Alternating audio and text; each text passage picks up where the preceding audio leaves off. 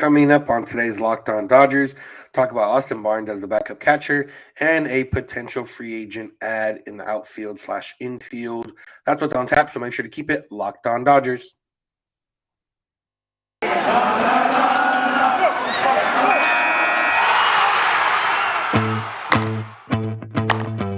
You are Locked On Dodgers, your daily Los Angeles Dodgers podcast. Part of the Locked On Podcast Network, your team every day.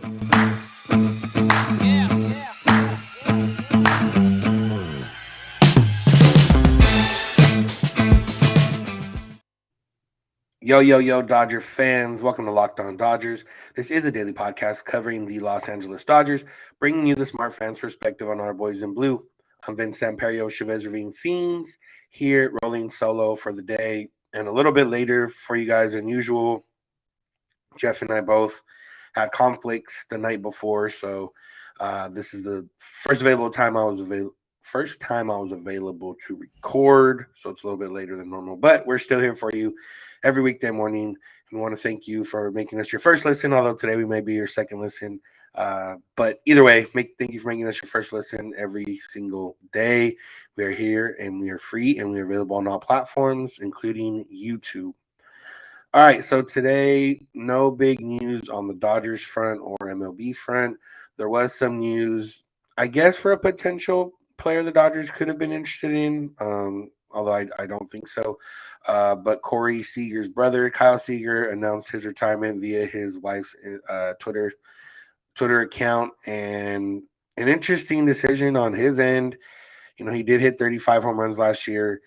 He didn't have the overall peripheral numbers. His WAR wasn't that great. His WRC plus wasn't that great. He was an average hitter in some of those regards, but 35 home runs. I think Fangraphs had him a little bit better in WAR, and yeah, he decides to go out. I'm not sure, what factored into it, but Kyle Seager will no longer be playing in the majors. So, congrats to him. Salutes to him. 11-year career over there with the Mariners, and yeah, no, I guess he can watch his brother in Texas if he really wants to. But for today's episode, wanted to talk about Austin Barnes a little bit. He's a guy that just has been getting grandfathered and shoot into this backup catcher role. But should he really be in that backup catcher role at this point after what we've seen the last few years? I'll get into that, and then I want to talk a little bit about Kyle Schwarber, another player that I've seen, not linked to the Dodgers, but I've seen him on a couple of the Dodgers could look at him or should look at him. And so it made me want to look at him and see what he can bring to the Dodgers. So let's start off with Barnes. And he's, at this point, I don't know if he's a polarizing case. He's the backup catcher. It's not a huge deal. But the fact that he is one step away from being the everyday catcher is a little bit concerning in some regards, especially with Keibert Ruiz now in Washington and Diego Cartaya a few years away. I mean, even Connor Wong traded to the Red Sox in the Mookie Betts deal. So it's not like they have anybody waiting in the wings. And yeah, just looking at Austin Barnes' 2021 season, his WAR was pretty on par with most of his other seasons, other than the 2017 anomaly. He had 0.8 WAR. He's had 0.8 WAR the last 3 seasons, which is, I guess, decent enough for your backup catcher. His WRC plus was lower, but not the lowest of his career. He actually had the second highest slugging percentage in his career. He did hit 6 home runs in limited at bats. But he did have the highest strikeout rate, second highest strikeout rate in his career, lowest walk rate of his career. And yeah, just overall didn't put much fear or anything into opposing pitchers. He did have the least amount of plate appearances that he's had in full seasons in a while. So Will Smith did get a majority in the bulk of those at-bats and plate appearances. So at least that. But looking at, just obviously if you're going to look at Austin Barnes, should the Dodgers keep him, you got to look at who's available. And realistically, he is probably the best guy available that's a free agent. You got guys like Stephen Vogt, Jeff Mathis, Rob Brantley, Wilson Ramos, Jose Lobaton, Robinson Carinos, Kurt Suzuki.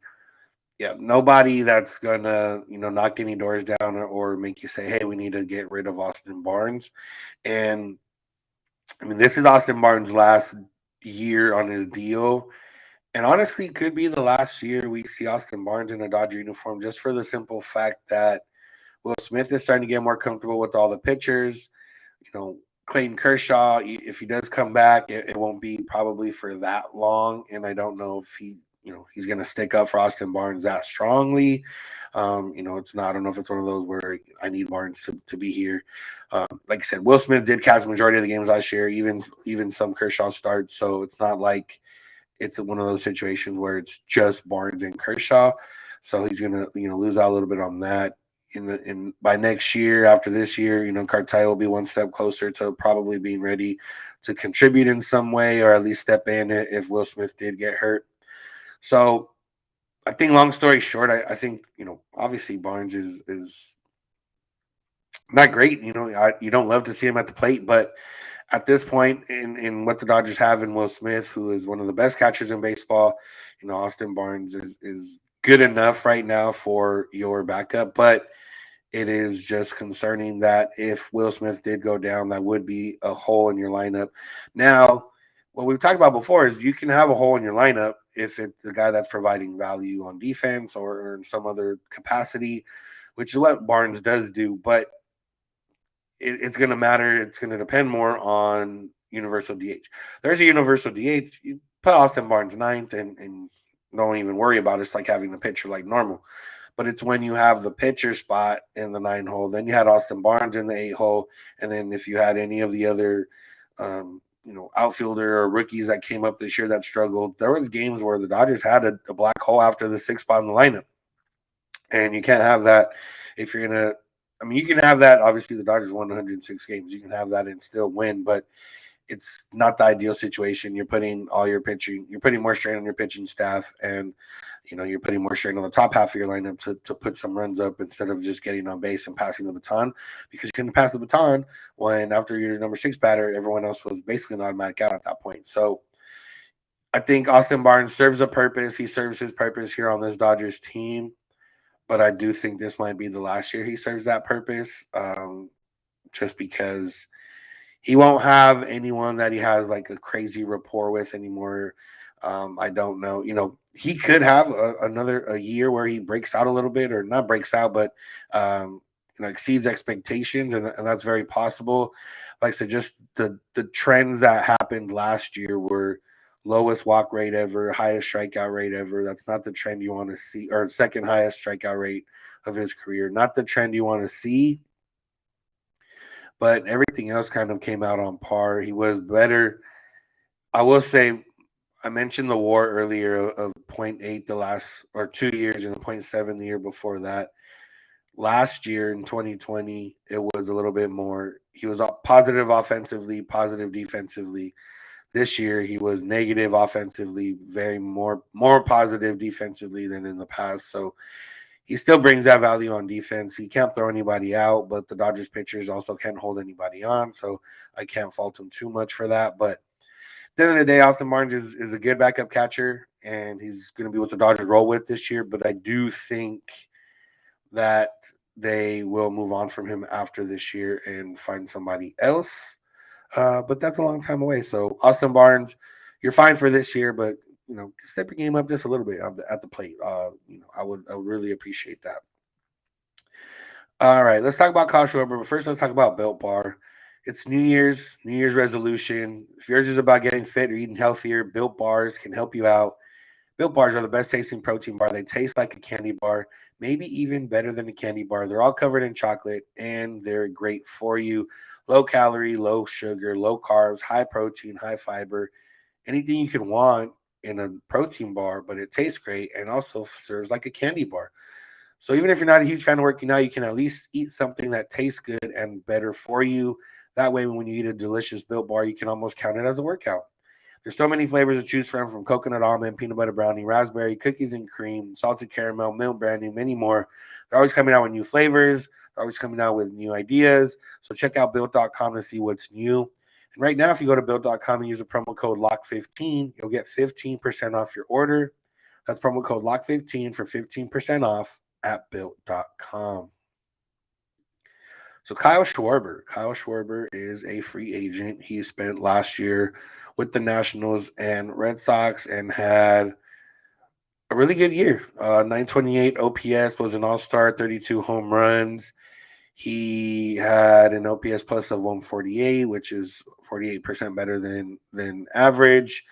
And other than the one hamstring injury, he was fairly healthy for the most part. And a guy that never really thought of, but now I've seen him on a couple lists of either he's on a list for with that includes the Dodgers of teams that should be interested or whatever the case is. And it got me thinking, Jock Peterson, Kyle Schwarber, same role, same idea. Would it work? I'm starting to get sold on it. I'm starting to get sold on a lot of these free agents I've been talking about lately. But Kyle Schwarber, I mean, he can play left field. He can't play it great, but he can play a solid left field. I'm sure he can play. I mean, not sure, but he can play some first base. And if there's universal DH, he can be that. And honestly, I think we've talked about Freddie Freeman and moving Muncy over. I don't think Kyle Schwarber is a guy you get necessarily to move Max Muncy over like full time permanently. But I think if you talk to Schwarber and you say, hey, you know what, we'll mix you in at first and left, and if you get the DH to where essentially he's an everyday player, or at least against right-handers, it's a guy that can help you out for sure. And it's someone that can bring you power, can carry you at times. He's a guy who last year carried the Nationals at one point. He had a home run in like 8 or 9 straight games. The Nationals won like 10 out of 12 games or something like that, or whatever the case was. He was a big part of that. He was the one that hit. And yeah, looking at his splits from last year against righties, a 990 OPS with 28 home runs. Against lefties, he wasn't terrible, but he was just serviceable. 788 OPS with just 4 of those home runs in 123 at bats. So he's not a guy you have to bench against lefties, but if you have a guy like AJ Pollock who can hit against left-handed pitching, and Schwarber either sits or goes to DH or something like that, he's a guy that can help out. And I do think that from what we remember last year offensively for the Dodgers, that's someone you can use. He's a guy that's been there in the postseason as well. Whether he's hit great in the postseason or not, he's been there, and that's a lot better than you can say than Steven Souza or Andy Burns, unfortunately. And he has done well enough in the postseason at 878 OPS over 11 series in the postseason. So he's been able to contribute there as well. And yeah, I don't know what it's going to cost. It's always going to come down to cost and years and stuff like that. But for the most part, if you're still a free agent at this time, other than Carlos Correa, you're probably not getting big money, and you're probably not getting a long contract. So realistically, the Dodgers could fit and get him in. And I don't want to put this as the Dodgers need to get somebody now. If they don't get Freddie Freeman, I don't think they need to get somebody that can like play first or outfield. But I think we're getting close enough to that point where Kyle Schwarber is a guy you take a little bit long look at it and see what he can do. And you just look at his numbers from last year. I mean, last year he, like I said, he had one of his better years. And you look at his baseball savant page, and he's got red all over. Hard hit percentage, max exit velocity, average exit velocity, barrel percentage, walk percentage, all in the 90+ percentiles.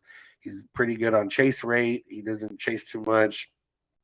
He's a guy that, theoretically would fit the Dodgers in terms of what he does. He can get on base, and he can hit the ball very hard. 374 on base percentage last year. That's, ridiculous. He has a good eye. He basically, like I said, you think of Jock Peterson, and he's kind of the Jock Peterson, except he can kind of play first a little better. Not great, but he can kind of play it. And I think at this point in their careers, he's probably a little bit better than Jock Peterson. So it's just a matter, how much do the Dodgers trust AJ Pollock? How much do the Dodgers trust Chris Taylor or Gavin Lux being an everyday guy or playing second base or, whatever the case is? How much do they trust Max Muncy's elbow? It shouldn't affect him swinging the bat, but it still could affect him swinging the bat.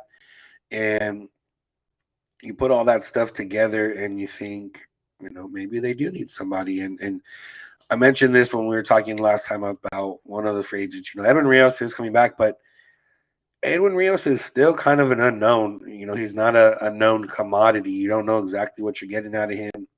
Matt Beatty, we've had discussions about him and maybe he's fallen out of favor with coaching staff or whatever the case is. He's also not really a known commodity. You would you would imagine that he could hit pretty well over the course of a year if given somewhat consistent playing time, but that's not a given, and he doesn't give you the power that Schwarber would give you, and kind of the everyday player type role that Schwarber can have. So yeah, it's another one where every time I keep looking at these free agents, I'm like, oh yeah, the Dodgers should go get him, and Kyle Schwarber fits that role. If they don't get Freddie Freeman, like I said, the Dodgers could do nothing on offense and still have one of the best offenses in baseball, at least on paper. But that doesn't mean that you shouldn't go after and try to get somebody. And now Kyle Schwarber's, sitting here and looking all pretty with all these numbers, and I don't see a reason to not at least talk to him and see what he's he's only 29 years old or 28 years old, turned 29 before the season. He is a guy that can help you out and a guy that can help out offensively and a guy that you're not anybody you're bringing on at this point other than Freddie Freeman is a guy that you're looking to help you offensively, not lead you offensively. The Dodgers have guys that can lead you offensively already. So he's a guy that can help you offensively and can maybe even carry you a little bit offensively when somebody else is down or the rest of the team is maybe down. So I'm sold. I'm in. Kyle Schwarber. If the Dodgers don't get Freddie Freeman, make the call. Kyle Schwarber. Let's get him in Dodger blue, and I want to see some bombs. I want to see some bombs from Kyle Schwarber. Okay, we're gonna come back and talk about one more thing, and that's what's gonna happen. So make sure you keep it locked on Dodgers. BetOnline has you covered this holiday season with more props, more odds, and more lines than ever before to get you ready as football continues its march through the College Bowl season and pro football playoffs. BetOnline remains your number one spot for all the sports action this season. So head over to their website on your laptop or mobile device right now. You get a 50% welcome bonus after your first deposit with the promo code Locked On. That's 50% welcome bonus on your first deposit with the promo code Locked On at BetOnline. From basketball, football, NHL, boxing, and UFC, right to your favorite Vegas casino games. Don't wait to take advantage of all the amazing offers available for the 2021 season. BetOnline is the fastest and easiest way to bet all your favorite sports. So don't wait to take advantage of all the new amazing offers available. BetOnline, where the game starts. All right, we are back. And let's stay on the topic of free agents. We talked about Anthony Rizzo. We've talked about Chris Bryant. We've talked about, other people. We've talked about Kyle Schwarber today. We don't talk about Kyle Seager, although I didn't think that was much of a conversation anyways. And, looking at the list of free agents available, there's not too much that can completely change your team. We've talked about Carlos Rodon in the pitching side and Kershaw, obviously. There's one guy that's sitting there that intrigues me a little bit, probably only because he's been on the team before. But Zack Greinke is a free agent, and Zack Greinke is 38 years old. He's not going to, be looking to sign any multi-year deals, I would imagine. I don't think he's going to get offered any multi-year deals. But the Dodgers need help starting pitching, and we've talked about this with Rodon a little bit the other day, and then before Rich Hill signed, we've seen the Dodgers get creative with starting pitching and sign guys that they weren't necessarily expecting them to give them 25, 30 starts. You expect them to give you 15 to 20 starts, eat some innings when they're pitching, and hopefully be available for October. And, Zack Greinke is not the Zack Greinke he was when he was on the Dodgers. Obviously, he's, not a Cy Young caliber pitcher, but he's still a guy that can get you some outs.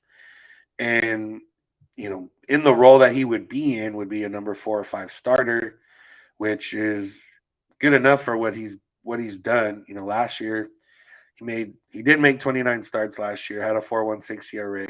But then in the postseason, because of I'm assuming injury. I wasn't following the Astros that well, but I think injury. He just kind of helped out. But then he did get the one start in the World Series and went 4 innings, didn't give up any runs. So he's a guy that can still get you big outs. And that was a Braves team that all the Dodgers starting pitchers struggled with, that he was able to shut down for 4 innings. So he still can be a guy that contributes to your team and help you out.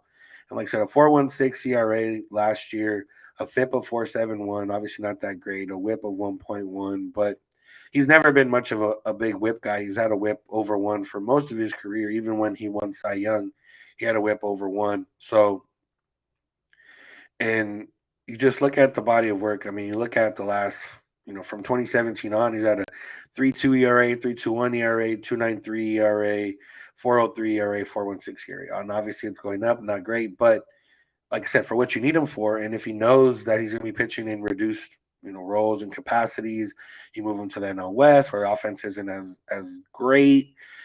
He could fill a role, and he could be a guy that like helps you out. Like I said, he made 29 starts last year, so if you sign him, you could theoretically get 25 plus starts. But you wouldn't be expecting that. You would maybe be expecting 15 to 20 starts, maybe a little bit over 20 starts if you sign him. His market's going to be interesting because, how much do you give him? He's just coming off a big contract. He's not going to get a big contract. Is he in the 15 mil range? Is he in the 10 mil range? Is he looking to be an everyday starter? Is he looking to, you never know with Zack Greinke. And as from what we've known from Grinky and what he said before is that he's going to go where the money's at. Is that still the case in his older age after having, the contracts that he's had in his career? And because if he goes where the money's at, the Dodgers aren't going to outbid anybody. That's the Dodgers are gonna. They're not going to see somebody saying, "Hey, this team offered me 10 mil. You offer me 11 mil. We'll go." If they don't believe he's worth 11 mil, if they think, "Oh, we think you're worth 20 mil, so if you're going to take 11 mil, we'll sign you real quick." But if they think he's worth, we think you're worth 8 mil, we're not going to go to 11 mil. Then they're not going to sign you. They're not going to outbid you. So that's where it sits. But you look at Greinke, and I think he's a guy who can help. And you need innings to be eaten. That's the big thing. We saw it last year. At some point, we knew more innings were going to have to be eaten by other pitchers. But then, I do think they rode Julio and Walker a little bit more than they probably should have. Just based on the fact that 2020 was a short season and they didn't throw that much, and Julio had never thrown that much in his career. And then, it got dicey in the postseason when they were going short rest and throwing in between their starts and everything else. So I do think, and I still don't know why they didn't do it, why they didn't try to get a couple arms last year to eat some innings. But I know that they're fighting for the division. So, you had to go with your best. I don't expect them to be doing that next year. The Giants, I still expect them to be a good team, but I don't necessarily expect them to be pushing the Dodgers from day one, all the way throughout the year. And I do expect the Dodgers to have some, even you lose Seager, but if you get Cody Bellinger back in his stronger capacity, if you get Mookie Betts playing better the entire year instead of coming on strong toward the end of the year, you get things like that, then you're going to be a better team from the beginning. So, like I said, do you need guys to eat some innings? If it can come at a cheaper cost, a guy like Zack Greinke, guy who knows how to pitch, obviously he doesn't throw hard, but he knows how to pitch. He's a guy that can help out some of the younger pitchers. I'm sure, people would love to pick his brain. Brings that interesting personality to the clubhouse, which, I don't know if that makes any difference for anything, but he would at least have some fun interviews for us as fans to watch. So without, getting too deep into numbers and peripherals and anything, just looking at the hard, raw data we have in front of us and knowing that the Dodgers, he's familiar with the Dodgers, which would probably help if they wanted to sign him, knowing the Dodgers need some innings to be eaten, knowing that he will come relatively cheap. I think Zack Greinke is another guy the Dodgers should take a look at and wonder, can he help us out? Can he be as good as he was even last year? If he's a guy who's giving you around a 4 ERA, that's a number 4 starter right there. He gave 170 innings last year. If he can give you 150 innings next year, you're winning right there. So Kyle Schwarber, Zack Greinke, the latest two that I'm talking myself into. Although Schwarber is a little bit higher on that list than Grinky is, but either way, that's just an interesting thought and name I saw. I'm going to keep looking at these free agent lists and find interesting names and see if we can tuck ourselves into them, or at least tuck ourselves into maybe considering them. So that's going to do it for today's episode. Thank you all for listening. Make sure to check out Locked On Dodgers on YouTube or wherever you get your podcast. Thank you for making us your first listen every morning. We're here every weekday morning, Monday through Friday. But if you miss any days, you can also listen on Saturday and Sunday. We're not going to tell anybody. So make sure to get those listens out. Make sure to tell your friends and family. If you want to follow us on social media, we're Twitter and Instagram at Locked On Dodgers. Jeff is on Twitter at Snydog. I'm Evan Samperio. If you want to call and leave us a voicemail or send us a text, you can do so at 323-863-5625. Or you can send us an email, lockedondodgers@gmail.com. We're here every weekday morning, and we hope you'll be with us when you get in your car or if you're at home. Tell your smart device play podcast, Locked On Dodgers. And remember, you don't have to agree, you just have to listen. Have a good one.